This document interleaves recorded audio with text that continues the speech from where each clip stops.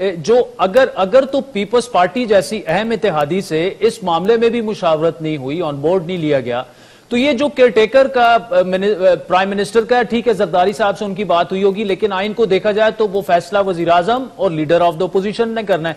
ऐसे तो ना हो कि वो वहां से भी वन साइडेड एक फैसला वो कर लें और फिर पीपल्स पार्टी सर पीटती रहे कि जी आपने तो हमसे मुशावरत जो की थी वो तो ये था, मतलब वो वन साइडेड फैसला हो जाए, फिर पीपल्स पार्टी क्या करेगी? नहीं, वो वन साइडेड है नहीं, क्योंकि काफ़ी अरसे से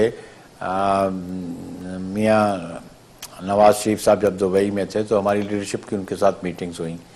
इवन यहाँ पाकिस्तान में भी प्राइम मिनिस्टर साहब से चेयरमैन बिलावल भुट्टो जरदारी साहब की और जनाब आसिफ अली जरदारी साहब की मुलाकात हुई।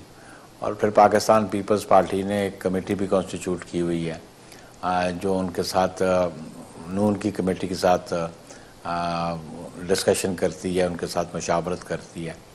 तो हम समझते हैं कि ये गो आइनी तौर पे तो ये जिम्मेदारी लीडर ऑफ हाउस और लीडर ऑफ अपोजिशन की रही है, लेकिन मैं समझता हूँ कि ये अहम जिम्मेदारी प्राइम मिनिस्टर की भी है कि प्राइम मिनिस्टर मॉरली भी बाउंड हैं कि वो अपने जो कोलिशन पार्टनर्स हैं उनकी क़यादत से उनको मशावरत करें, उनको ऑन बोर्ड लें, क्योंकि वो प्राइम मिनिस्टर नहीं होते। अगर एक जमात भी अपनी सपोर्ट विड्रॉ करे तो is no more prime minister.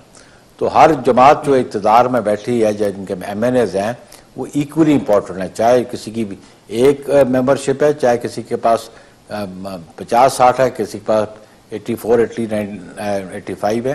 तो एवरी कंपोनेंट इज इम्पोर्टेंट। इसलिए मैं समझता हूँ कि morally prime minister is bound कि वो ऑन बोर्ड लें अपने कोलिशन पार्टनर्स को, इत्तेहादी जमातों को। ठीक।